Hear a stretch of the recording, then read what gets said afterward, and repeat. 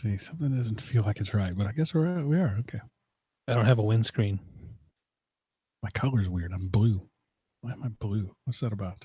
I don't see you blue. Oh, usually much No, more I don't see orange. it. I like that shirt on you, though. That's probably what's doing it. It's the red shirt. It's making my colors look weird. All right. No, we should be doing a podcast, right? So I'll go ahead and do that. Hey, everybody. Welcome back to Android App Addicts, episode 500. Yes, ladies and gentlemen, we have reached the 500 mark. Many podcasts don't make it to the 50 mark. We've made it to the 500 mark, and I am super proud to have been a part of that. My name is Mark, sometimes known as the Sultan of the Soapbox Cockrell, and joining me, as always, are the people you're really here to see. That's the Eric Arduini, the great one, the manager, the executive, and Steve, the DoorToDoorGeek. McLaughlin. Hey, gentlemen. Hey, Mark. Thanks for introducing the 500th episode, man. This is so exciting. I've been telling everybody at work, and at least they now know what a podcast is. It took 500 episodes, but people actually at this point in 2018 can acknowledge that it's something. They may have never heard one, but they've heard other people talk about them at least now. How are you doing, Mark? I'm doing great. And I wonder how much we owe to, the Big Bang Theory and Sheldon's Fun with Flags podcast as to why more people know what a podcast is. I know probably at least, yeah. I mean, that confirmed that my podcasting I talked about was real to at least one person when he said it. That's a real thing. Yeah. Yeah, all it did was confirm to my wife that I am a nerd because I was doing it before him. There's a lot of things you were doing before him. Well, considering he's not real and he's a fictitious character, yes. I think that's safe to say. Except play the piano. In real life, he's really good at playing the piano. He's a pianist. Yeah, I have a hard time with the canned laughter in that show. I'd love to watch it if they could just edit all that out or not put it in to begin with. Well, I hate to tell you, then you wouldn't laugh. You would think the show's really creepy and weird. Right. How would you know that a joke is funny if the producers don't tell you? There are other shows out there that are funny that don't do that. And I like watching those. I don't miss any jokes really that I know of. Maybe I'm missing a lot of jokes. I don't know. But they really need to earn their laughter. It comes, That's just the way I see it. I know it's such a staple. I don't know if anybody actually needs it anymore, but it's just the expected thing. If it was filmed in front of a live studio audience, then okay, there's going to be some people who can't control themselves sitting in the audience. I think that's where it began, but then, inviting all them people in, you got to feed them lunch and all that stuff. It costs too much money. So the laugh track came and I don't know. Well, I'm happy to say this show is 100% laugh track free. And joke free, usually. There's not much laughter from either side of the microphones or the headphones. There would have been a inserted laugh right there, just, if it was. I prefer the clown horn. I bet I could find within the confines of this show, like while you're talking about it now, I could probably find a laugh track soundboard and provide that. I'm sure I could have one installed on my app, on my phone, and playing it right into this microphone in less than 2 minutes. Let's not test those boundaries, please. It's the 500th episode. This is, I don't know, like the cusp of something new and laugh tracky. It's on the cusp of episode 501. Yeah, you're true. I will first say, this is the show on the network. I swore that would be the shortest and run out of stuff to talk about the soonest and become mundane and without point very quickly. When the show started, though, it wasn't a guaranteed, that it wasn't guaranteed that the iPhone wouldn't take over everything and that BlackBerry wouldn't really kick the crap out of Android. At the time, we weren't sure of that. Wow. There's no comment to that, but I'm just going to let that go. No, there was screaming upstairs. Okay. I'll just put it like this. When the show started, the platform was unbelievably immature, very clunky, very unpolished, very difficult to do anything. Rooting and ROMing was a very popular phrase because it was needed. We had such low functionality, and most of the people were more nerdy than less. So we wanted more control, more power, more abilities, and we didn't have them. Now, Android has gingerly went up to such a pace where I don't think a huge majority of the users do any rooting or any ROMing whatsoever unless they absolutely feel like they have to. Yeah, it's been a while since I did. I do have some older, devices, but I just, that I'd like to. And actually, I've got an old S3 that's still rooted with Gummy, and I just don't know if I can unroot it and move it to something else. I'd have to relearn all that again, and I don't know if I would find anything new enough to replace it that would be worth doing. When Android first got its start, I mean, I'm not even going to talk about the G1. That's not even the modern Android, but like the first Android phone that most people knew, and it was the first one that I had, was the Google Nexus One.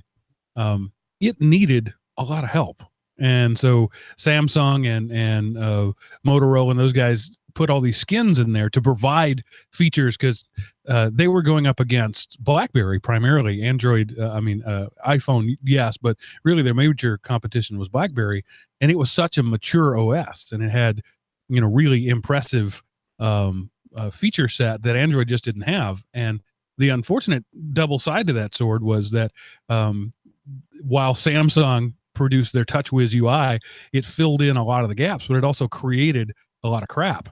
And that's where the rooting and ROMing thing came about. It's like, we recognize Android isn't there, but we don't trust Samsung and Motorola to produce it for us.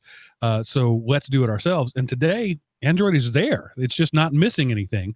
I haven't rooted my last 3 phones just because I haven't needed to.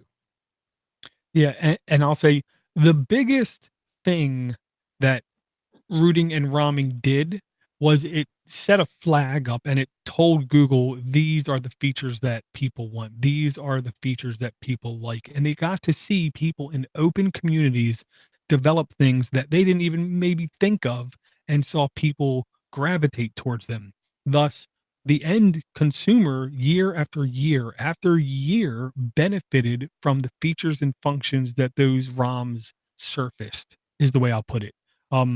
Now it seems like every single feature that I can think of is somehow enableable on my Honor 8, which is over a year old. I mean, I can quickly switch to one-handed typing. I have the pie menu. I have the built-in color temperature. I have color inversion. I have a whole bunch of gestures. I have the ability to quickly hotspot or not hotspot. I have the power to kill apps every time I turn my phone screen off, and I don't need any extra wear to do this. And it's all, I firmly believe, because of what the ROMs showed people what was possible. I remember one of the things on my Samsung that I couldn't easily do was turn on the flashlight. It was something they didn't have baked into their TouchWiz UI. You had to download an external app, which a lot of people ended up getting like janky flashlight apps that were questionable, throwing lots of ads up. And there was no reason for that they couldn't have done that, but that was a big reason. And it's simple enough, but one of the reasons I did it, I remember. Do you remember roughly, Dora, you may know exactly what the date of Android App Addicts episode 1 was? Well, I'm going to say roughly 2010, 2011. I know if I do a simple search and say Droid X release date, you're right around there. July 15th, 2010. So it was around there, is what I'll say. Because I didn't have that phone too long after the very first episode. Yeah, that sounds about right. So it's been 8 years. You guys played the numbers game there for a while, and we're doing multiple shows a week. So that sort of blew the thing. You can't just divide by 50 and get the number of years, but let's call it 8 years. Probably 7.5 is probably closer. And we've already talked about it a little bit, the change in the platform in the last 7 years. But let's just take a minute to talk about not only how Android has changed, but how apps have changed in the last 7 years. I mean, like Eric, like you were talking about, during that phase of life, flashlights and fart apps were the order of the day. That's when I feel I excelled at this podcast too, but I used to bring those. There's an app now. There's an app for everything. I mean, if you have if you got an insurance card through your employer, you've got an app now. You submit receipts for reimbursements on an app. You check your balances. You pay all your bills on your phone. Yeah, that's within the last couple of years has really exploded. The banking and financial and convenience of otherwise, monetary transactions have really increased on my phone compared to it was even 3 or 4 years ago. Yeah. Here's what I'll say. All About Android, March 29th, 2011. We were, I believe, a week or two before that. It was literally right before it. We came out after they did their, I'm trying to remember what they called it. They did like a demo test show. Didn't have a name for it, with 3, of course, completely different hosts. None of their hosts have been there since the beginning. And then 2-week pause, and then they came out with All About Android episode 1, which was then Eileen Riviera, Jason Howe was there, and Ron Richards. I didn't think Jason Howe was there, but and we were like right before then. So I'm gonna say early 2011 was when we first did the very first one, and most of the beginning apps were very, I don't want to say immature because I already used that word. They were very basic. A lot of like map apps, a lot of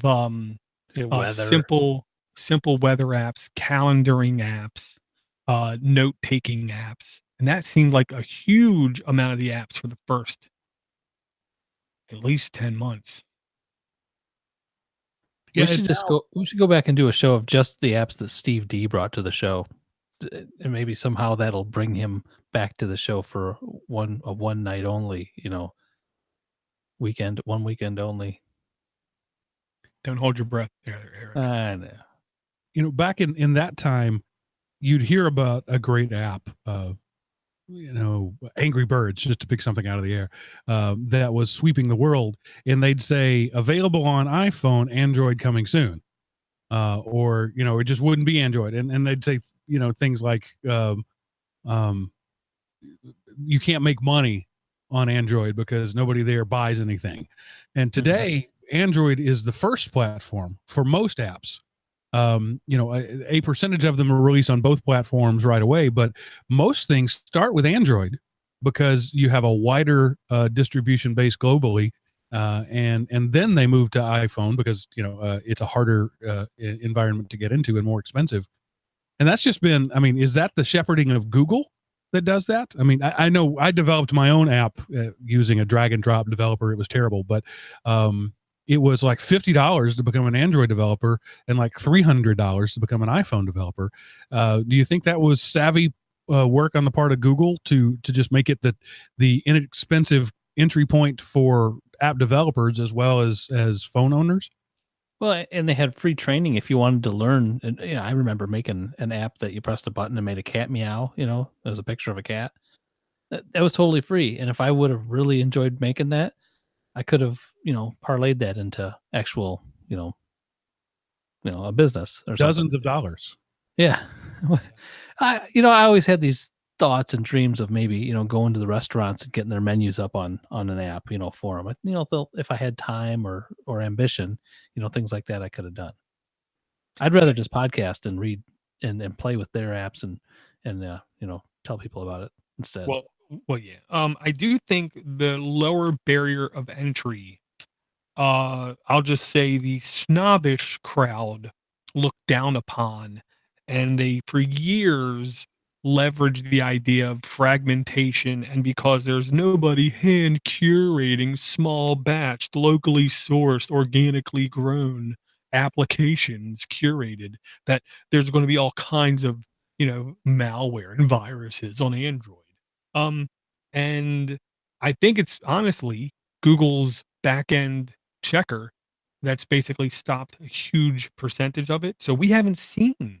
I mean, I've seen unwanted behavior on on Android devices, not on mine, because but on other ones. And every time I have, it's been like 3 times in like 7 years. Every time I just take their phone, I hit home, I go to their browser, I hold it down, I drag it to the information icon, I go to storage, I hit clear cache, clear data, close it, loads their browser up, and all unwanted behavior is basically gone. The only other time is when somebody loads like a bad lock screen or something. Or a bad system cleaner. I've had that where they'll download a system cleaner, and then all of a sudden their homepage is, it's almost like back in the day with the computers. Now their lock screen and homepage looks totally different because they're being protected. Yeah, and I'll put this as gently as possible. Almost half of the listeners to this show own iPhones. And some people say, well, that's because they own $30 Android tablets. Well, whatever. All apps now are ubiquitous on everything that matters. AKA, they're not on Windows because it doesn't matter. They're not on Tizen because it doesn't matter. They're not on the Linux Ubuntu phone because it's basically dead. They're on every other platform because they're the ones that matter. And the real kicker is it just works. We kept getting hammered saying that, everything's fractured. It ain't going to work. It ain't going to work. Well, as it turns out, all of Apple's websites are hand-coded HTML pages because they don't know how to program. They don't even know how to set up their own data centers. They admitted that the entire iCloud infrastructure is actually riding on Google storage. And Amazon. Because they don't know how to do it. So the back-end intelligence is what I'll say is what has caused Google to become as successful as Android has. It's not because of personal handcrafted operating systems. It's just because they let everyone do what they wanted to do, and they just supported the back end. And I think early on for me, it was the choice of Android over iPhone. I mean, I loved my BlackBerry. If BlackBerry, I had any thoughts that BlackBerry was going to keep up, I would have kept with them. I mean, that was my first browser that was in my hand, though. I had my BlackBerry that could do some things, but I had like my Dell Axum running Windows CE or something, to do. I was actually listening to podcasts back then when they weren't called podcasts yet, but Android, I could change my home screen to make it look a little different. And I knew that I would be so bored with an iPhone, even that early on, if they had that lockdown. Plus at that time, I didn't have any Macs in the house. I wasn't into that infrastructure. I think I had an iPod Shuffle maybe when that came out, but I just I liked the customization that Android offered, and even if I had to go and root and round to get it even more, that was my thing. Because I'm a tinkerer. I guess maybe nerdy thing, but I just didn't feel I could do that with an iPhone then. Yeah, this show sort of captured that nascent market there of Android was the tinkerer's phone. It was the maker's phone. It was the Linux guy also had an Android phone.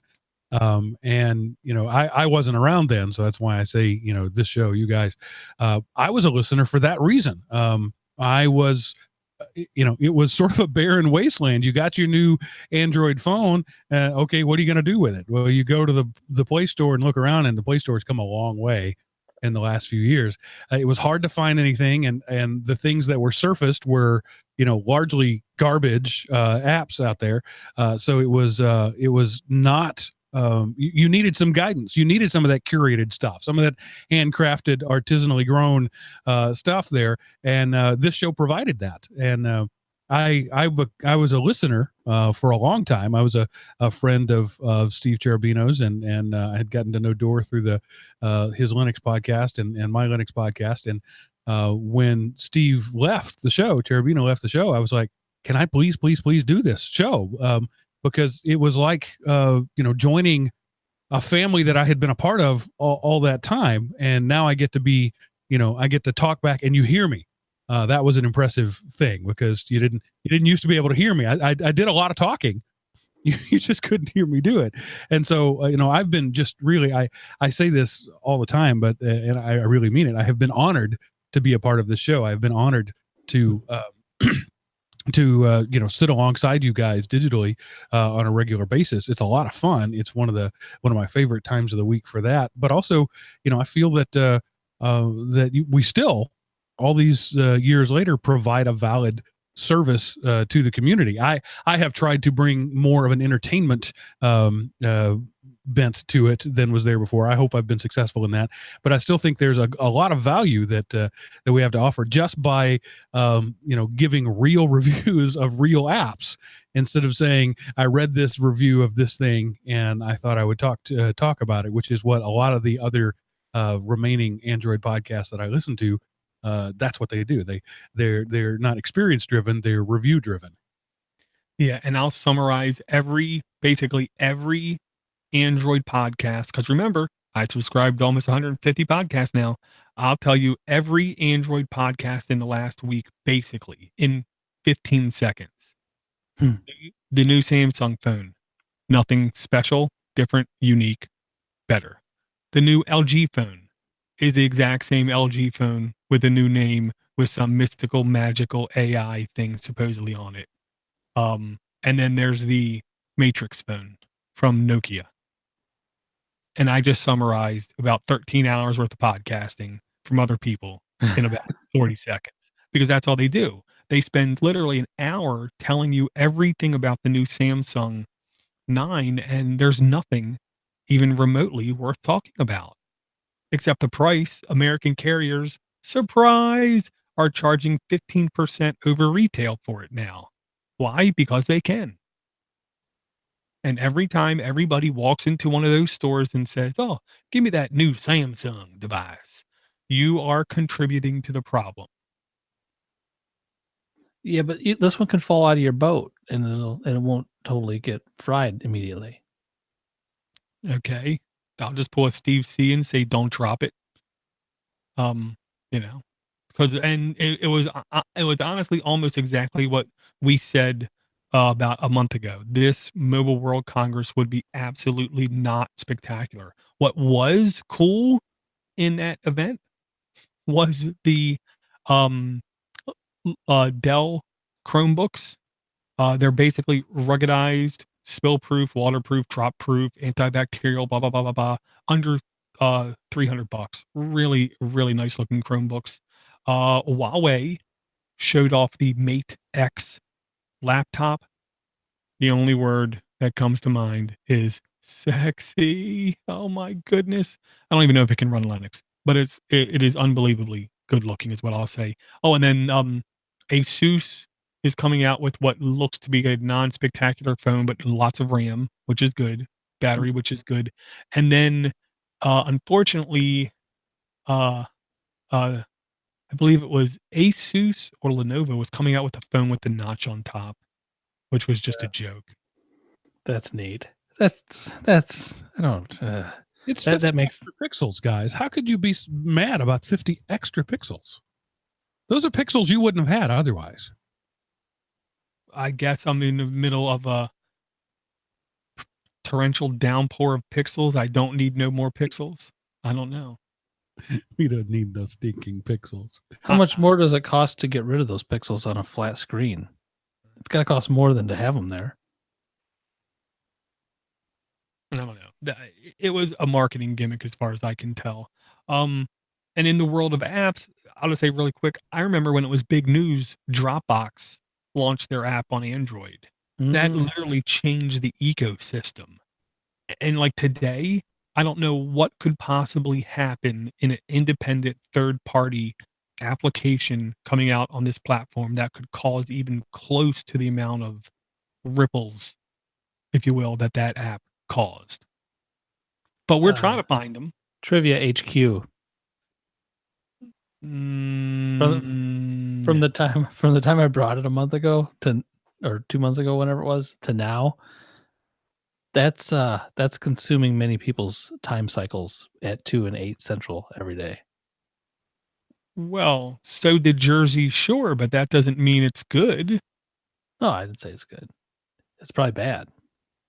I haven't got 12 answers right yet. Yeah, I just think it's unbelievably cheeky and just hyper focused towards the masses and beyond politically correctness from what I saw. What do you think of the idea of Dropbox combining with Google Drive? Excuse me? Yeah, that they just announced that today. That Google Drive and Dropbox are combining. I didn't hear such a thing. I did. I'll find a link. I don't no, understand why. So they don't have to compete with each other anymore? So I'm assuming Google bought Dropbox. That's the only way I can think of that would happen. Well, I know last week something happened in Dropbox where I want to say somebody big up, high up left, and they were going public, I believe. They were doing something. Dropbox is going to go public very soon. But I just read that Dropbox is going to be integrated right into Google Drive and Google what do they call their Office suite? Google Docs. G apps. G Suite. G Suite. Yeah. Well, here's the whole thing: is as long as I get a native Linux client, I'm okay with it. I probably still have a Dropbox account if Google Drive wasn't so good.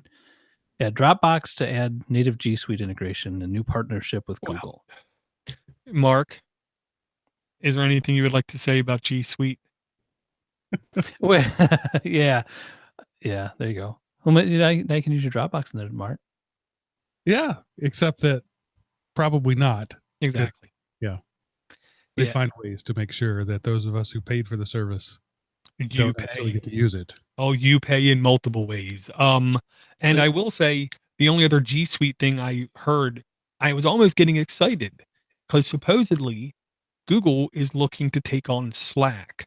Slack, I will say, I was the very first podcast I ever heard talk about it, easily 8 months before anybody else talked about it. I brought it to the show, and I'm pretty sure I said something like, what in the hell is this supposed to be? It looks like IRC for hippies or something like that. And then in the middle of the article, it stated they're going to do a web-based desktop-centric Hangouts that is only available for people in G Suites. So I thought, oh, well, that's a complete waste of code. So it looks like Dropbox you'll be able to store, open, and start G Suite. Put your documents right into Dropbox instead of G Suite. So I guess you don't have to have Google installed to get to them. I don't know. I don't understand what that even means, because they're already in Google if you're using G Suite. Yeah. The only other news I heard that was even mildly interesting was Ring Video Doorbell being bought by Amazon. Oh, that kind of makes sense, I guess. Yeah, they probably sell more than anybody else. Well, it's to help, I think, with their Amazon Key door locking video camera service, which already comes. So they're gonna probably helps make the key thing work better. Maybe using their intellectual property to bump that product up. That was not received really well, if I remember correctly. I'm sure in certain environments it was welcomed with open arms, but I'm sure in 80% of the United States, people said, excuse me? No. Yeah. Well, that sort of, we were talking about we're struggling to find news, right? Things that are exciting. And that's sort of the thing that we've been talking about for a while on this show is the maturation of the Android OS. It's not exciting anymore. Mobile World Congress is not exciting because we have reached the adulthood of the product. And there, adult life is not all that exciting. And so there's not going to be great news until some new thing comes along. And Google's throwing their support behind things like Fuchsia, and Android may not even be a thing in another 7 years. And so that as we look forward to the future of the technology, what's the future of this show? If we can't talk about Android apps, if Android falls by the wayside, what do we do then? It has the maturation of the Android platform as it coincide with the maturation of this podcast. Has that made us not long for this world? What do you think, Dor? I mean, this is your baby. What do you think? I think there's definite possibility of us hitting a roadblock forcibly because of the ecosystem. But I believe, like, while the A and B drive on computers, the floppy diskettes went away, we still have storage media connected to it. I think we are going to have at least the name Android. I believe if Fuchsia becomes a reality, it really could be in 3 years. 3 or less, I believe it could, in some token, become real. And I honestly expect they'll just call it Android. They'll keep that name brand. They'll keep that brand moving forward. So the show could still have a possibility of morphing into something a little bit different. And to be honest, this Google I/O, if the Yeti device becomes real, that's going to be another avenue of progression for this show to be able to get those devices and experience streaming home gaming as being part of the show. So instead of the games just being touch based, on your screen while you're on the bus, you could have genuine family entertainment multiplayer games on your home television set. So I think we have equal opportunities of being, dead-ended because stuff's going to change underneath our feet. But I also think we have equal opportunity to expand and stay current. I learned something from that Silicon Valley show, and I think we could pivot. I learned that word, and we could end up just being the Play Store Playboys or something like Play Store Playboys. Yeah, that sounds pretty good. Like We'll be that. It'll be PPP instead of AAA. It'll fit perfectly. On the bright side, then we can also review movies. Mark, you could bring your Marvel goodness and stuff to the show, and then I'm reading audiobooks on the Play Store now. Okay, then I guess I'm just the game nerd, I guess. Well, I'm not going to exclusively do audiobooks and books. I think what this show is for most of the people who listen, and we've got some people in the chat room who can tell me if I'm wrong about this or right. This show is not about Android app; it's about a community. Over the last nearly 8 years, we've built a community here of like-minded individuals. It's as I was saying earlier, when I came on to do the show, it was like joining the family. It was like I knew all you guys, and it was odd because I expected Eric to know me. Because I knew him. I listened to him every week. It's like, why don't you know me, Eric? I mean, we should know each other very well. And I kind of think that, if we were to bump into some of these people or meet them up at a podcast a convention or whatever, they would feel the same way. It's like, this is just my old friend. I'm going to hang out with my old friend that I've never actually met, now that I think about it. And so this show has plenty of future, regardless of whether it's about Android. Mark, just imagine if you listened to us, but you were also in the tub, just how intimate of a relationship you would feel you have. And don't feel bad, Mark. I had heard you. I didn't know you, but I had listened to Mark Cockrell before I met you on my show. So Steve C and I worked out this bit we were going to do, and scheduling never worked out.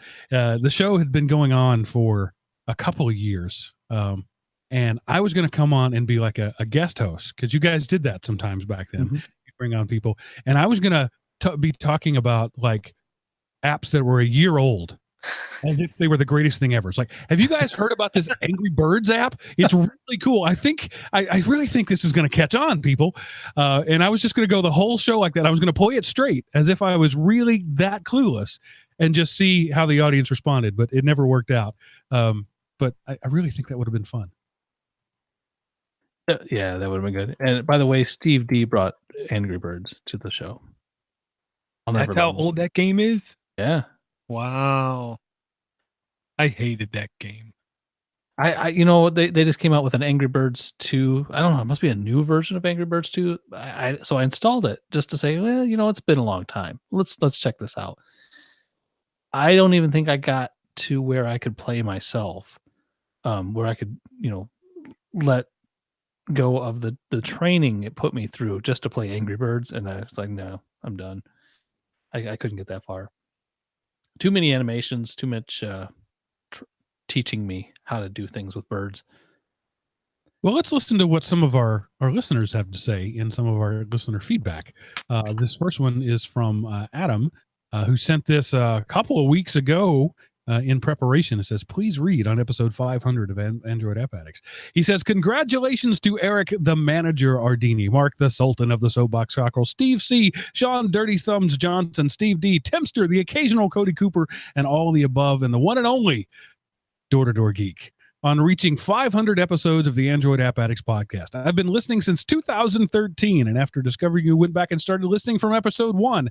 Thus, I remember when Door brought about 100 loaders to one episode. All Timster's ghost hunting apps. The time Door was rear-ended by a Czechoslovakian. When the original host, Steve C., switched to using an iPhone. Eric's addictions to Ingress and BB-Tan, but he's not a gamer. Sean's fixation with Burt Reynolds on Voxer, and so many great apps and games. It is thanks to you that I discovered the pleasures of Gurk. And as a parent who likes to listen to you around his child, many thanks for keeping the show family-friendly each and every episode. Best wishes, Adam, the over-the-pond geek. Thank you, Adam. That was, yeah. I can tell you listen that long. I remember not being on the show and listening. And this was before I was ever on the show. I don't even know if I had been on Podnutz yet. And I don't know if I was collecting. I was driving in a car, and I know exactly where I was. I was on this bridge. And I was crossing this bridge, and the guys were talking about how they'd given up on Android. It just wasn't going to work out, and that they were switching to iPhones. And I think I was so angry with them, and I was so mad. And it was an April Fool's joke, and they totally got me. And they played it off so well. I was just so angry when I heard that. I had probably, I don't remember for sure, but I probably just invested in my first Android or something like the week before, maybe. But I just remember, I can remember it to this day where I was at when they did that to me, and I remember how I got taken. That was Steve C. He came on the show and said, "Guys, I'm canceling the show. I'm all in on iPhone now." I remember that very clearly. Oh yeah, because Salsa was on that episode too, and he was like, "Well, I'd love to go back and listen to it." He's like, well, there's Angry Birds on Android too, or something like that. Yeah. And I'll say, the number of people to thank is too many. Jose Cuervo, it might have been Jose who said that. Yeah, it might have been Jose, not. Guys like Ellis Owens, Jeff Owens, Jose, everybody who's ever been on the show, we owe you a great deal. And I will say this, in my heart of hearts, I completely am still heartbroken and missing Timster. Agreed. That's all I'm going to say. No matter how many times I try to contact him, he never replies. And I really do miss the guy. Period. I just do. Or at some point you start being a stalker. Just, you may have crossed that line. And that's okay. Knowing is half the battle. Dirty Thumbs every couple weeks. I ping him on Voxer. He pings me back. He still does the Horrified Chicken podcast with him and his wife going over horror movies. Not family friendly. They literally spend 2/3 of the episode digging on each other and complaining about their kids, which just means I can completely relate. So it's a really fun thing to listen to. And I gotta say, hanging out with Steve C down in Orlando ranks among the best weekends of my life, kind of thing. Just seeing him and absolutely. hang with him again. That was a Dora, and I owe it to you. Thank you for making that an opportunity for me to go, for not only just to get away from this cold and snow, but to hang out with you and Steve, and even seeing Johnny and Brantley. And, Johnny and Brantley, they show up in our chat room every now and again too. It's just really good. Yeah, and I'll say I'm not above anything. I paid Eric money. I paid his ticket to the conference, basically forcing him to come down to there. You got to do what you got to do. I appreciate it. And what still sticks in my head as one of the best memories of the show was Steve C playing the song from Karate Kid, "You're the Best," when we were having benchmark wars. Oh, how the times have changed, is what I'm going to say. Hardware benchmarking. That's still a thing in some circles, but most of the world just doesn't care. We care about how long does the battery last? How does it feel in your hand? But we were computer people. We wanted to know, we wanted to have our computers running good, so our phones to run good was just natural. Oh, yeah. And home screen launchers was something I remember Steve C didn't completely grasp. He was like, why would you do that? So then on one episode, I literally pulled like 20 of them out. And brought 20 of them to the one show, describing how they were each different. They each offered different things. And by the end, Steve was like, shut up. I give up. I'm done. Never talk about home launchers again. Let me read another email from Aaron. He says, happy 500th, guys. Time to realize that if you haven't figured it out after 500 tries, it's time to pack it in and go home.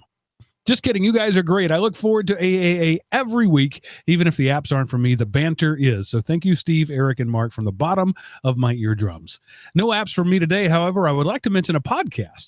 Vox has a new show called Today Explained. They're short episodes, around 20 minutes each, released every Monday through Friday. They promote themselves as being for your afternoon commute. They've been at it a few weeks, and have covered interesting topics about how the president's football actually works, to the Black Panther, to Cape Town, South Africa's impending 0 day, when the city will be forced to turn off the public water system and ration water. 0 day is in July 2018, by the way. I always appreciate the good podcast recommendation, and I thought I'd pass one on myself. Not enough AAA or Geek Ramp to keep my podcast player full. Tears from Canada. Here's to the next 500. Aaron from Ontario, Canada. So I think that's cool that as we hit a pretty large milestone of 500 shows, we're also plugging a show that's been going on a couple of weeks. You don't get that in a lot of other podcasts. And I've always appreciated Door for being willing and excited about sharing the love around the rest of the community. Yeah. And I'll say, the one thing that Podnutz has always tried to be is normal people, podcasting to normal people. I love the fact that the first two emails aren't from the United States, because let's be for real, the internet is everywhere. As soon as we have people on Mars, guess what? They're going to be downloading podcasts as well. I know I've heard of Vox. I know I've seen Vox websites before, but I had no idea they had a podcast. So curse you, Aaron. I think I'm now up to 150 podcasts because I'm going to subscribe to this. I love the idea of 20-minute micro informal formal information podcast where they don't try to be too serious, but they try to take their subject serious and describe it in such a way, and then end the episode on to the next. I've never gotten into a podcast that wasn't an hour long. I've tried a couple shorter ones. I just didn't. They left me wanting too much more, I think. I tell you, Eric, there's a couple that are really good shorter ones. I know one you will not listen to at all is Switchcraft by a guy named Bill. He's a teacher, and it's about the Nintendo Switch three times a week, like 20-minute episodes. Well, I might have some need for that soon. Well, I can say it out loud, unless I can't say it too loud because his the bedroom's right above mine, but there's birthdays this month, and I might have more use for that podcast soon, and I might have to turn a certain somebody onto that one very soon. Yeah, I can't remember the ones I've listened to that were short, but you know what? I did just install one I haven't listened to. I'll give it another try. There's an oldie but a goodie. The computer tutor in Florida. We hung with him in Orlando. Very nice guy. Very, very cool hanging out with him. Yeah. Each of his episodes are like 15 minutes. And to me, they're the perfect size episode to share with your non-techie friends, to explain to them, stop asking me about this. Just listen to this guy. Right. I honestly, I use computers at work, but I could probably use some of that myself because I'm not in it every day. And I know I'm like on the Steve D kick today, but sorry. But if somebody wants to listen to a podcast, I'm just putting this out there. If you want to hear a podcast where the host sounds exactly like Steve D'Amico, listen to Modern History X. It's a fairly humorous show. Not family friendly. Where they take one subject of history and talk about it for about an hour or so, him and another guy. And if you miss the listening to Steve D, this guy, if he didn't say that his name was Tom, I would have swore it was Steve D. He could pass for him. Same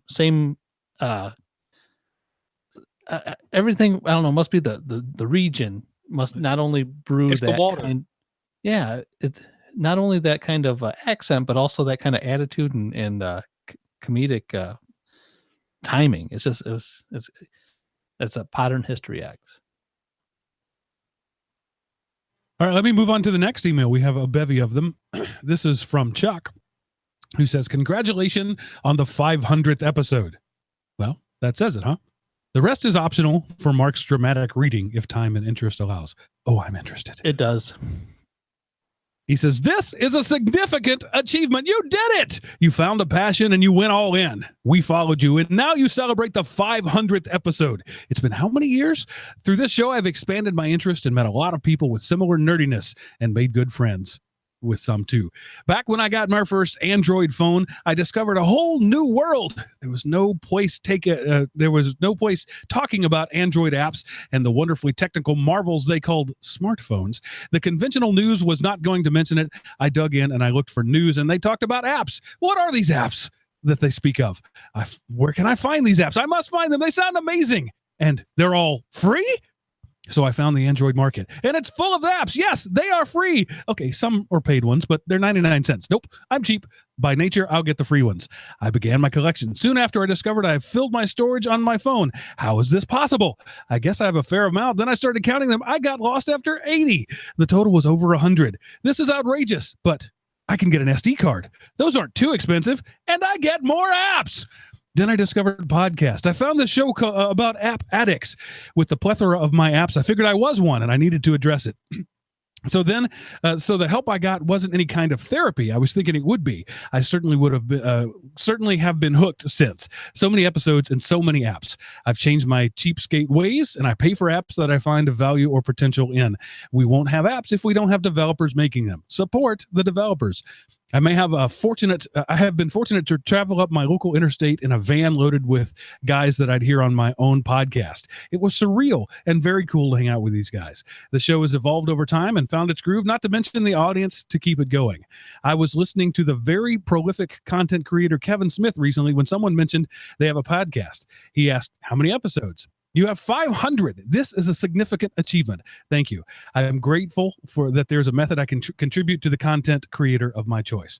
For the record, I do know how to find the number of apps installed. I have 141 installed on my main carry and have 3 operational phones and a tablet. It sounds worse when I see it written. How many Good do man. you guys have? I don't remember how much SD cards were in 2011, but just yesterday I picked up a 32 gig SD card for $11. My tablet has been in a drawer for over a month now, never getting any attention. It now serves as my screen when I fly my little DJI Spark, which I will gladly demonstrate how I use when you return to the Pacific Northwest in April for Linux Fest Northwest 2018. Keep doing it, and thank you. And special thanks for Mark for indulging us with his wonderful dramatic reading. Your reading of the app's reviews gives the show that extra flavor. Maybe this could be a new Patreon level. Ooh. I like that idea. Just last week, maybe 2 weeks ago, I got the notice from GoDaddy that I needed to renew my dramaticreviews.com website that I did right here live on this show a year ago, and I haven't done anything with it. Yeah, so he asked how many devices do we have? And I will admit, I got my main Honor 8 phone. I have two other phones that I use periodically. I have my Moto X original and I have my Asus Zenfone 2. Right now I use one of them in kids cardboard so they can use cardboard and have fun with that. The other one I primarily use as like a standalone GPS device and as a backup when I go on the road. I then have my GPD handheld gaming console, very easily the second best handheld console I've ever owned, played, or used. I've owned at least 6 handheld Android gaming rigs, not phones, not tablets, but dedicated for gaming. The GPD XD is by far the best. I then have my Cube i6 Air, I believe it's called, dual booting tablet, which is a pile of junk. And I only use in extreme circumstances because it has Windows 7 on it. That is the only instance of Windows in this house. I have the Pixel 2 is my daily driver. I have a Note 4 that I use a lot. That was my former daily driver before I got into the Pixels, and before I came to Project Fi. I have a broken Dell 10-inch tablet, convertible laptop tablet, Android, and I use the Amazon Fire HD 8 quite a bit. And I think that's the only 3 devices. And I got an S3. The S3, the USB port doesn't work anymore, so I have to charge the battery outside of the phone on a wall wall plug charger thing for the extended battery. And I mostly use that for setting up temporary security video recordings and video stuff. Don't do a whole lot with that one. It's kind of long in the tooth, though. The S3 is a little old.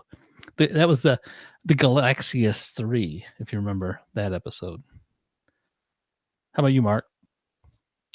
I'm so boring. I have one phone, my OnePlus 5, and I have one tablet, my Kindle Fire HD 10.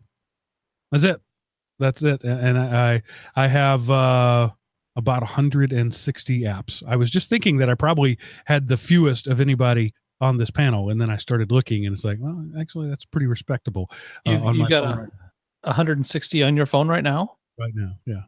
That's good. I've only got 127 on my phone right now. And I take that back. I also do have a couple Android TV boxes too. I forgot to mention those. Yeah, and technically I have my Odroid C1 upstairs. No, my Odroid C2 is my main streaming rig upstairs, and that's running Android just because easily launches Hulu, Netflix, YouTube, Kodi. Very family-friendly interface compared to like a Linux desktop running on it. Just a quick aside, having a conversation here in the chat room about listening speed.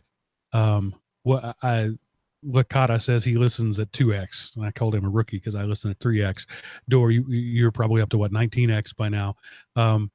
It just occurred to me just recently. I was listening to a show that for whatever reason, the download didn't happen. So I was streaming it and I couldn't speed it up. Oh, I realized that these, not only was it painful, but these people that I thought were really quick-witted weren't.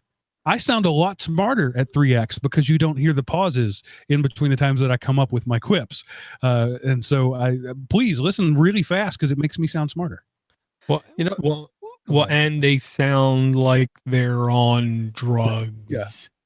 My best, one of my best friends in the world, Seth, the co-host of my podcast, cannot listen to him at 1x speed because he sounds like he's brain dead. He really does.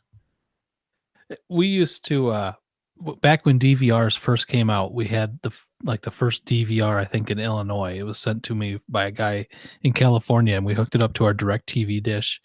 And one of the funnest things we used to do, we were young, this is before kids probably. So it's like 18 years ago.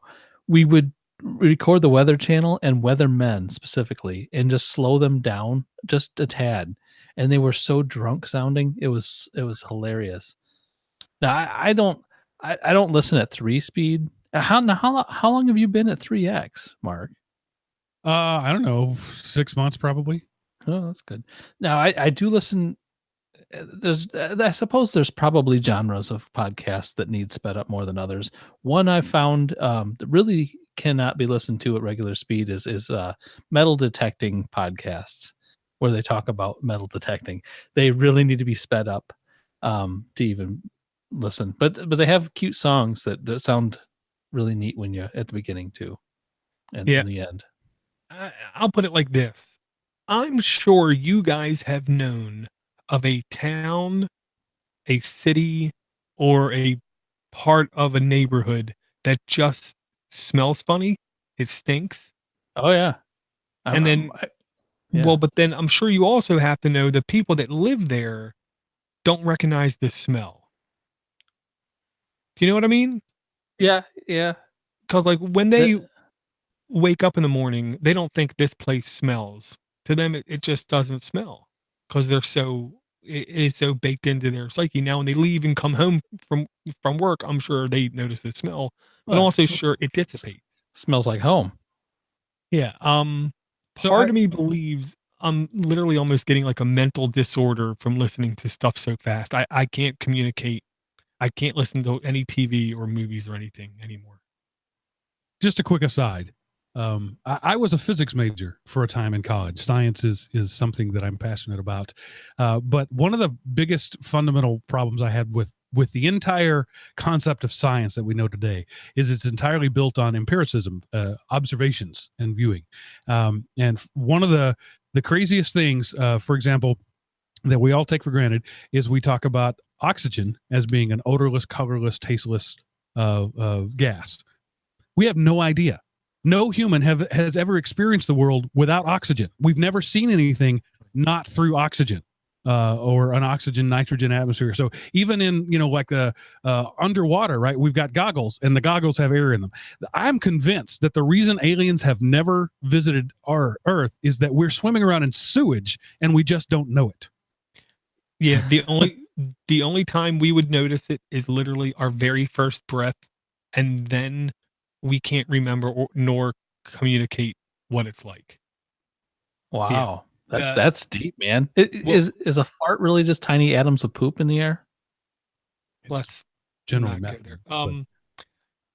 And see, Mark, that harkens back to one of the things I've been talking about on DDG, which is perception is reality.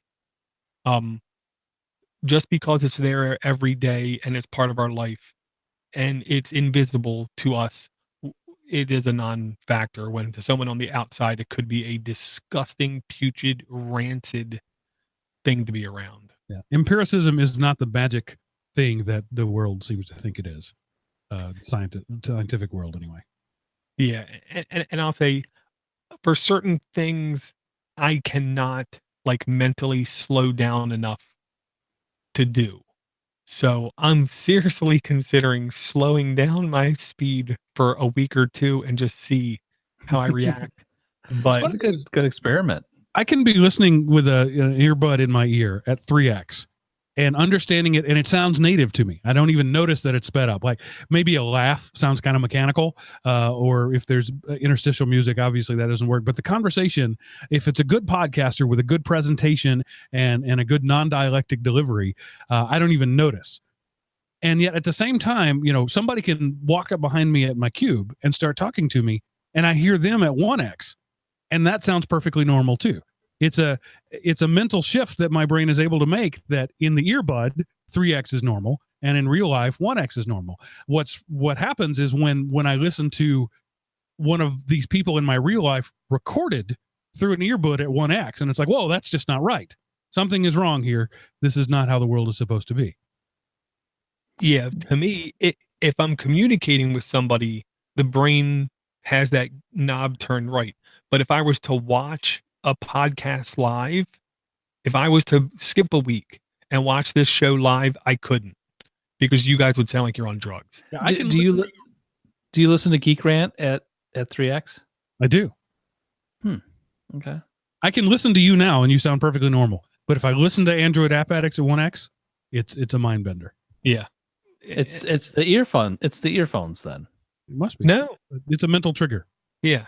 Yeah. It is just like when you're driving fast and the things are whizzing by you, you don't even notice the things whizzing by you because you're looking straight ahead. But then if you look to the side, you realize if I stare at that, I'm going to get physically ill. It's just because you don't notice.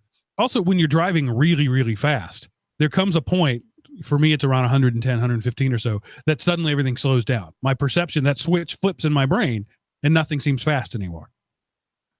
The only thing things start wiggling and shaking. I'm like, oh shit, this tire's gonna fall off. When you get that fast, things just at least maybe I've not been in the right car at that speed. Well, the fastest I've ever been in my life, I was on a motorcycle. I was 21 years old, 22, somewhere around there. I hit 180 miles an hour in fourth gear. I had another gear to go. Oh, and I was like, I don't have the testicular fortitude to use fifth gear. I'm slowing down now. What kind of bike was this? It was a Kawasaki Ninja. Just that's a big Ninja. That's what everybody rode when we were that young. Yeah, back in that age. Yeah. Yeah.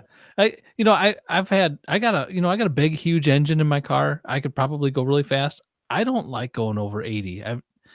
I would rather just use that engine to just burn tires off in the smoke and just leave big piles of black rubber everywhere. I'm more of a takeoff kind of guy. I like to put you back in the seat at the beginning, and then that's good.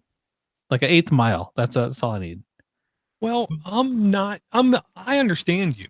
But see, my dream car, I told the wife this last week, I reiterate it every couple years just to make sure she remembers that if we ever hit the lotto, the only thing that I really want to buy is a Mach 5, a speed racer car. And it isn't because I expect it to go 180 or whatever. It's because I want it to look like it. And I want that steering wheel, and I want the buttons on the steering wheel. So when I hit the buttons, it makes the right sound. And then I'm in heaven. I don't need anything else. And you need an ejector seat, clearly. And I'm going to need a child and a monkey in my trunk. Right.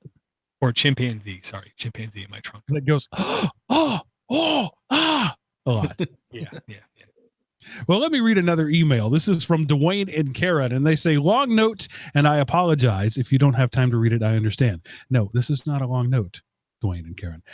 First, congratulations on reaching 500 episodes. I believe I've been listening since the double digits, and this show is my first Podnutz podcast. I've been running Linux for well over a decade now because of you, Door. I'm running a Pi at home, and I'm just setting up a Rock 64 in the truck.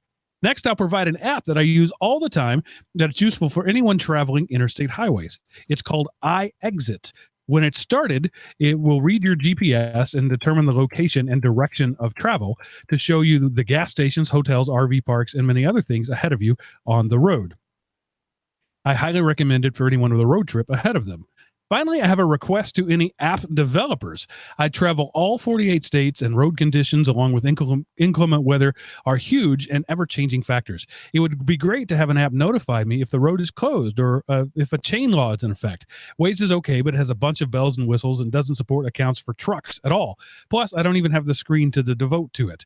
If I was a developer in a previous life, DBase, FoxPro, Cold Fusion, SQL Server, and the like, to date myself, I tried a couple of different things, including a fancy tasker task that got me part of the way, but it's unreliable. The information is available on Twitter and websites, but I'm an antisocial in nearly every way possible. No facey space for years now, and happier for it.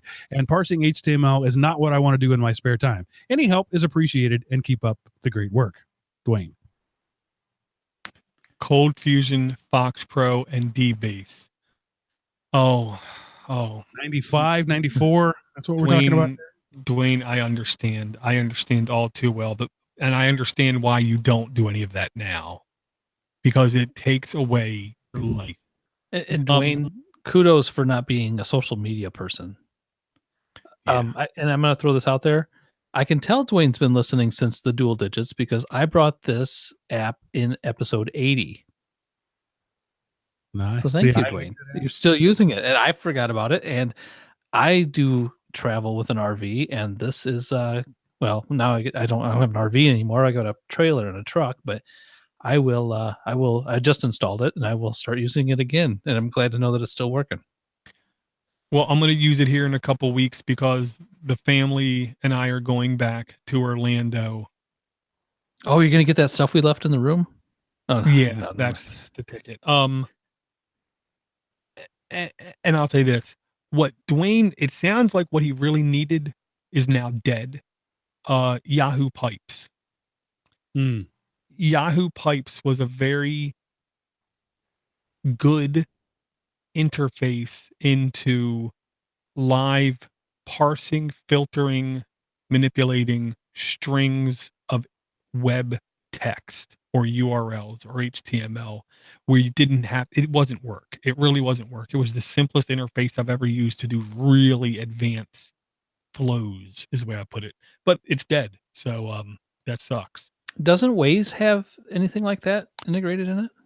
Waze tries to be everything to everybody, which seems to upset a lot of people, especially truckers. There's not a single trucker I know who likes the way, they all hate the Waze app.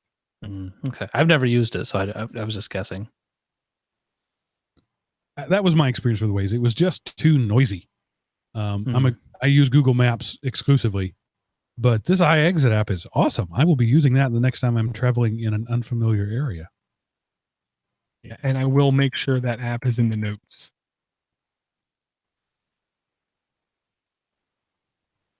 Lakata in the chat room says, we need an app that stores a set of apps for one category, like travel apps. I don't travel all the time, but I can't remember the apps when I want to and need them. That's a good idea. You know, I will do to you what my high school science teacher used to say to me. That's a great idea, Lakata. Go do that and let us know how it turns out. And I'll say, Lakata, I don't travel all the time, but when I do, I travel with Dos Equis. Or Foster's, I guess. It's Australian for beer. Yeah. We used to have home screens that would try to do auto organization, and that kind of would get them part of the way there, but you would always have to have it installed. And which then if it's installed, you could just create folders and manually drag and drop them there. But I don't think that's what he intends on the end result. So that's a bit of a painful answer to swallow. But all we need to do is take the Android App Addicts spreadsheet and just do a pivot table or two on that, and problem solved. Well, take all the URLs, pipe them through Yahoo Pipes, and then pull back the categories, the reviews, the number of reviews, and the average reviews, and then voila. And you're going to have, you can't just go by the name of the app on a lot of them too, because sometimes the names have nothing to do with what the app does. You'll have to actually get in and install and, see what that one actually did again. I'm just looking at one called Cron for Phone. No idea what Cron for Phone would do. It's Cron Cron. is Or your Cron is a scheduling agent. Think of it as the Windows task scheduler, where you could set things to automatically happen on a reoccurring time basis of almost any magnitude, whether it be boot up, shutdown every second, every third Tuesday, or anything in between.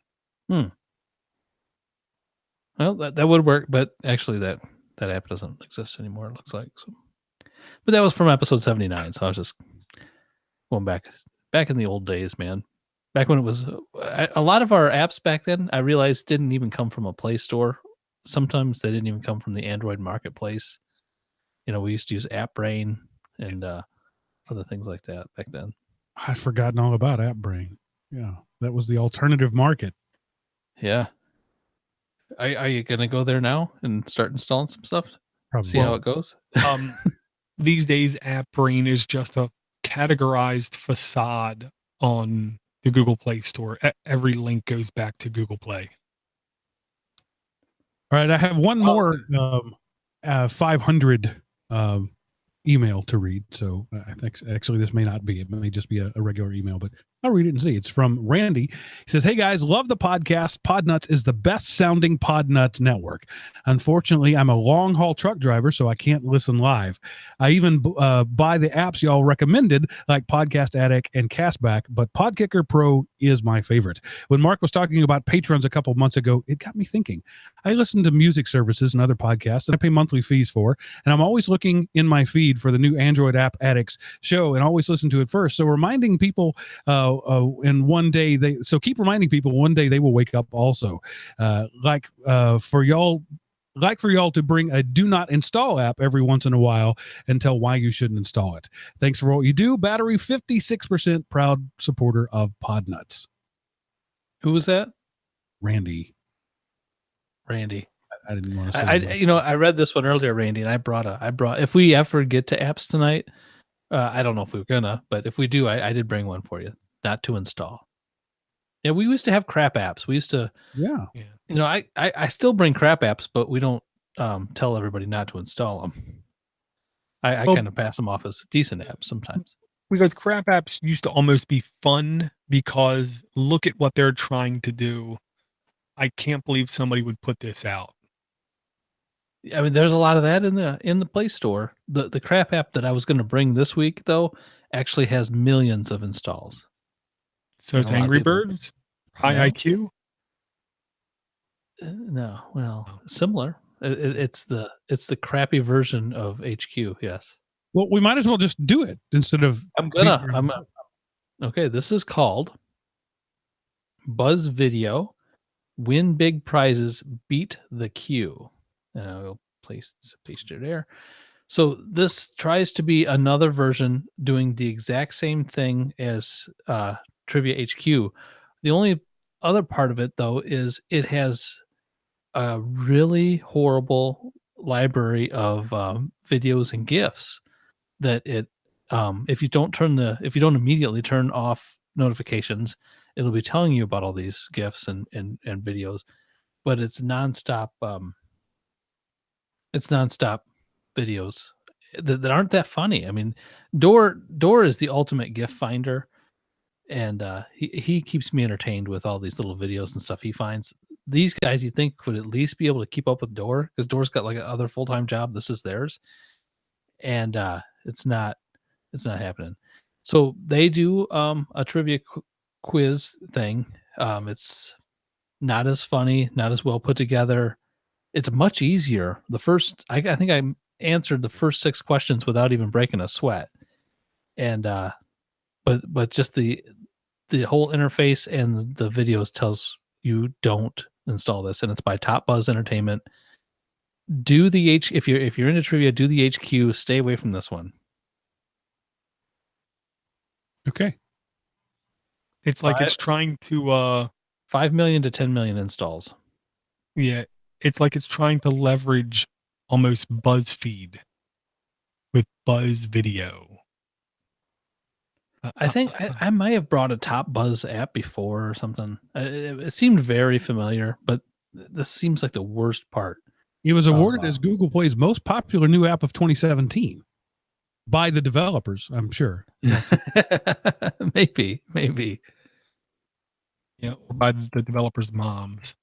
Really want them in their basement. But I mean, the videos they give you aren't even. I mean, even when I did have notifications on, they're like, "Hey, check this out," and they were all the clickbaity titled ones. You know, it's like this person's pushing a shopping cart. You'll never know what happens next, or whatever. You know, that kind of thing. All of them. Horrible. So Erica Long commented, spams your phone with 1 million notifications. Also, the trivia part is hidden. You have to look for it. The little videos are displayed more up front. And the developer replied, hi, dear user. Sorry to involve you in the trouble. Did you mean the notifications are annoying? If so, you could turn it off by 1, click bottom right icon, me.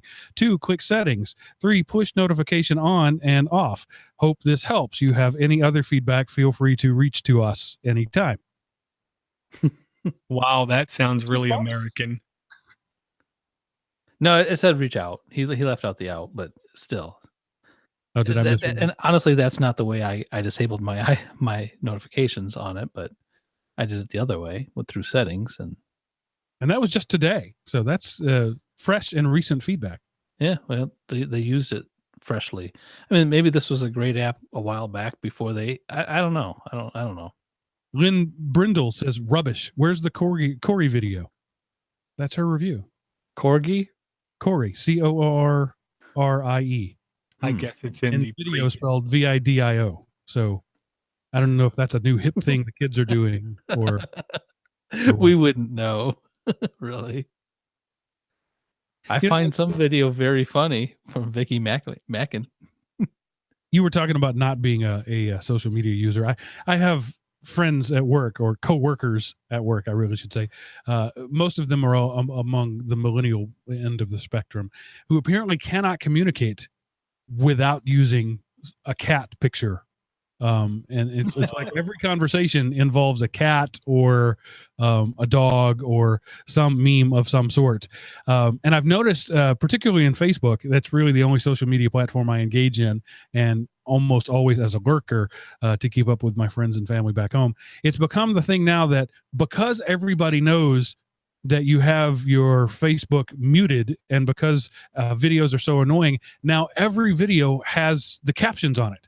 So now I can't watch a video that I might want to watch, a real genuine video that is of interest to me. I can't turn the captions off because the captions are embedded, because they know that nobody's actually watching the video with the sound on.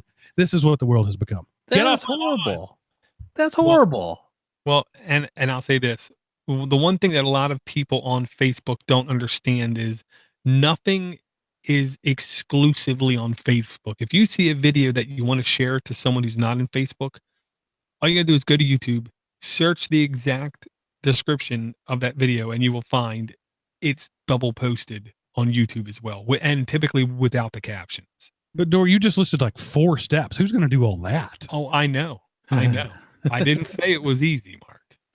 Facebook to me is good for Facebook Marketplace. That's it. And that doesn't even work on for some reason, Facebook doesn't allow Marketplace to work on a tablet. And I've tried alternative Facebook apps and they won't let those work. The Facebook, just get it together, man. I don't know why you can't let Marketplace work on a tablet. That's just retarded. Yeah, Facebook is good for me in the sense of, if you don't have the yin, you don't have the yang. We need to have a disgusting respite for screaming, anger, hatred, immaturity, and people with opinions that no one else cares about. So they hang out on Facebook. Oh, and for baby pictures and grandparents. Yes, it's perfect for kids and grandparents. I did actually hear a story today where a state senator of ours somehow got talked into putting catfish catching limits in our river. She passed a bill, and so many people reached out to her on Facebook and berated her. She pulled back the bill, and she's not going to try to do that. I mean, they just had a fish kill like 3 years ago. Well, maybe longer than that. A few years ago from some train wreck. So the fish population does not need to be. The Department of Natural Resources did not suggest that this was a good idea. Some guy told her to do it, but she pulled it back, so it's cool. This may be the only time that the words Facebook and catfish are used in the same sentence and in a positive ecological sort of way. I know. Catfishing's something totally different, isn't it, on Facebook? I was really scared where he was going with that. I would be okay with a law against catfishing, to be honest with you. That'd be okay. With water and a hook and that thing, or the other kind? I guess technically there is already a law. It's wire fraud. Yeah, stop passing laws when we already have a bunch. That's a great movie, though. If you ever haven't seen it. Okay. So we had an app from a listener. We had an app from Eric. Let's end out the show with one app. Can you do it, Dor? Can you do one app? Yeah, I'll bring a crap app. An app. Oh, good, because I was going to feel bad if I brought a crap app for my one app. This is an app that's been in my queue, and if you were a $5 Patreon person, you would already know this. It's been in my queue for now at least 3 or 4 weeks, and I've been questioning on how to bring this app. This is not a standalone app. This is actually a whole part of suite of apps from a company called AVM GmbH. They have a whole bunch of FRITZ apps, FRITZ apps. I don't trust anything about this app. It's called FRITZ App WLAN. The main reason is I turned on my I can't remember what it's called now. Wireshark, and I loaded this app up, and I watched all the packets coming off my device. There was a hell of a lot of packets going out of my device heading outside of the country. So I don't trust this app, and I suggest no one installs this app. But if you do, I will tell you this. It will tell you a near amazing amount of information about your device, about your connectivity, about your access point, and about other things on your network. It is, I will tell you this, if you're having issues with your Wi-Fi, this is one of the apps, there's a couple out there that can actually tell you a great deal of information, fine-grained information about the connection you have and what's going on around you. But I don't trust this app. I've never heard of this company before. Their icon literally looks like something out of a bad 90s cartoon. If you look at their apps, if you click on their name in the Play Store, all of their apps look the same, and they have a phone app, an app cam, app 2, app media, and then like a My Fritz app. And I don't trust any of these apps whatsoever. So Wireshark is another app that you run on your phone that tells you when packets are leaving your device and going overseas? No, Wireshark is an app where I can monitor my network and capture packets either coming from a specific endpoint, going to a specific endpoint, or just traversing my network. And then I can capture them in a log file and post the collection. I can analyze what was sent. It used to be called It used to be called what? Ethereal back in the day. Yes, thank you. This is the tool that when anyone says they turned on their Amazon Alexa and they sniff their network and it's not transmitting the whole time, the tool they use to capture such information on their network is a tool just like Wireshark. So I'll talk about the app that I use for this very purpose and have been using it for years. Admittedly, I've never put it to the Wireshark test, but it's called Wi-Fi Analyzer from Farproc, FARPROC. It does, as far as I can tell, pretty much everything that this FRITZ app has done. I've been using it since the early 2000s, really since I got my first Android phone, when I used to be in the business of installing Wi-Fi networks. It was an indispensable tool to me. It is ad supported, so that can be a little annoying, but the tool set is second to none, and I've never had any issues with Russians, confiscating my vote as a result of it. Yeah, this is my old faithful. This is the one I've used, I think, probably close to, if not as long as you, Mark.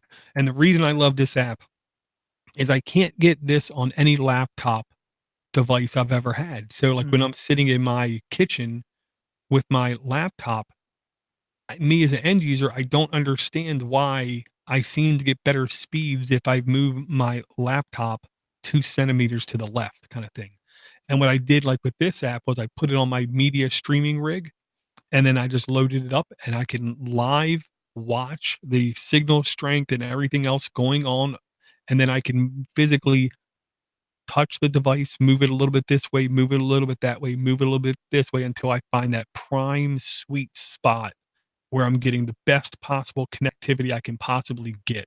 And if you look at this app, you look at the video in the store, the video from the store is literally from like 2012. That tells you how long this app's been around. But here's one of the things that John Mad Dog Hall says. Sometimes applications aren't updated because they work just fine. And that's what I'll say about this app. What has really changed that much in actual Wi-Fi spectrum in 8 years? I'll bet I got this app from this show. If you look it up in the spreadsheet, you probably introduced me to this app. It was from an email on episode 273. There you go. There you go. Yeah, it's just a good app.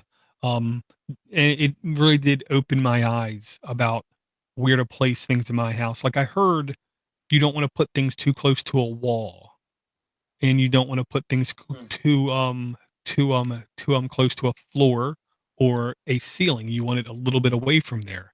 And this actually proved the point that I don't want my access point for this behind my television set by the wall, because the signal is literally like a third slower.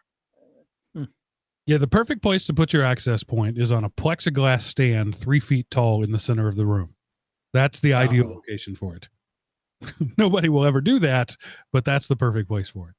I've got mine on a beam 2 feet below the floor of the main floor. I don't know. It seems to work. I've never tested though.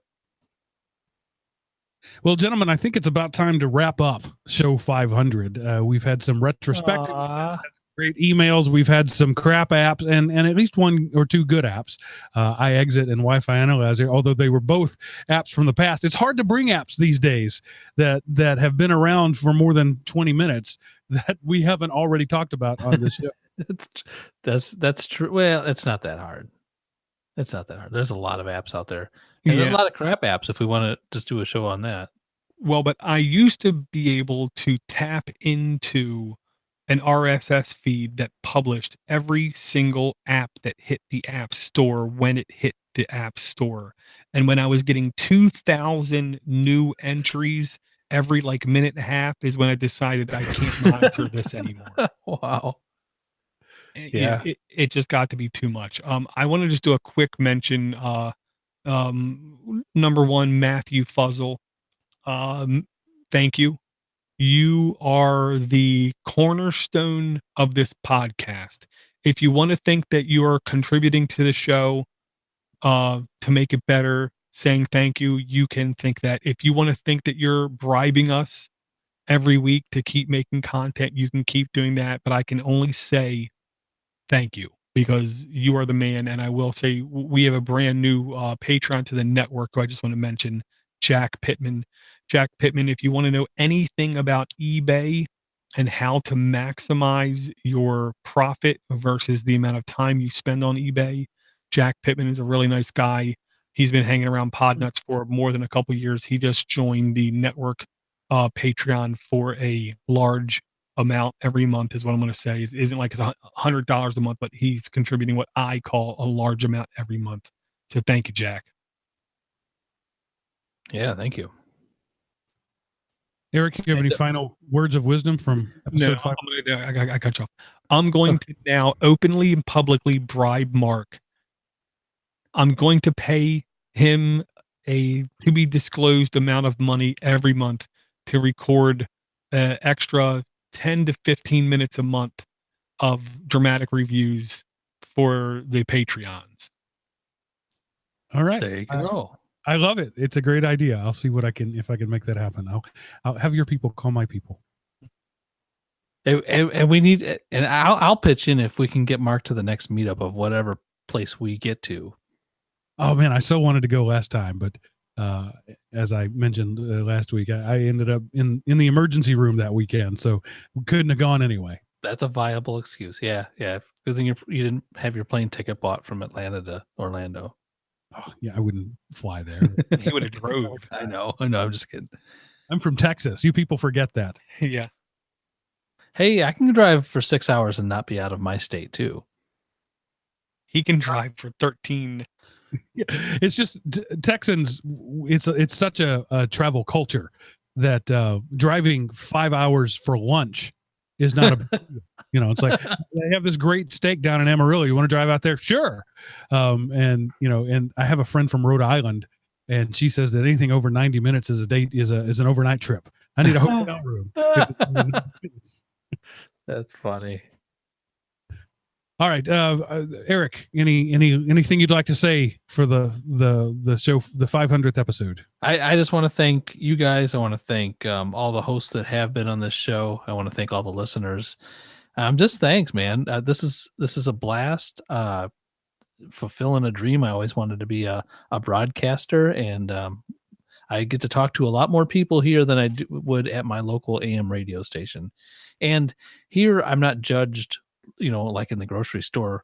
They're not going to look at me all crooked for that thing I said, when I'm just talking to you guys. And until we get to that point where everybody starts listening to the Android App Addicts podcast, which we're getting there. We're getting there. I mean, people, like I said at the beginning, people actually know what a podcast is. So that's step one, baby steps. All right, and I will simply echo the thanks. You, the listener, are why we do this. I mean, as much as I enjoy spending some time with Eric and Dor, I wouldn't do this were it not for a few thousand of you who were listening on a regular basis. You are, as Bette Midler saying, the wind beneath our wings. You're the reason we do this. So we thank you for that. We appreciate your feedback, all of you who sent emails, app suggestions. That's awesome. We appreciate that.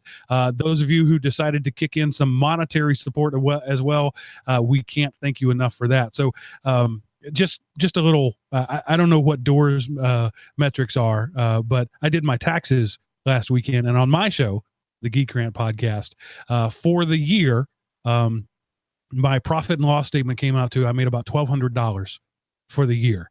And by the time I split that between my two co-hosts, I was making about $1.75 per hour of podcasting. I don't know what Dor's financials look like, but I'm pretty sure, I hope anyway, that you believe he's worth more than $1.75 per hour of his time.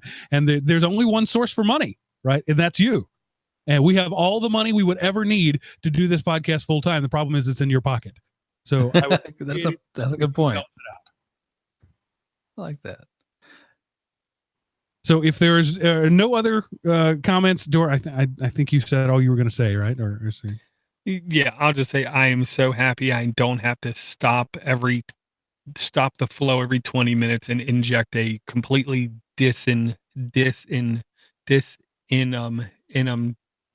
genuous, disconnected, non-sequential ad for something that I really don't believe in. Again, I listen to 150 podcasts now, and so many of them just completely destroy any flow, any love, any respect, with completely fake ads just thrown in. I'm so happy we don't have to do that on every show. The shows on Podnutz that do it, which I did just say do, they do it voluntarily because that's how they want to support the network. And anybody who badmouths them badmouths me. So don't. This is a labor of love, and everybody on this network and in this family called Podnutz shows our love in our own unique, special way. If you support us on Patreon, I owe you everything. If you retweet what I say, I owe you everything. If you just say hi to me once every 6 weeks on Google+, trust me when I tell you you're family. Thank you all very much. And with that, I think there's nothing less to say but good night, and we'll see you next week on episode 501, because that's it for this episode of the Android App Addicts podcast.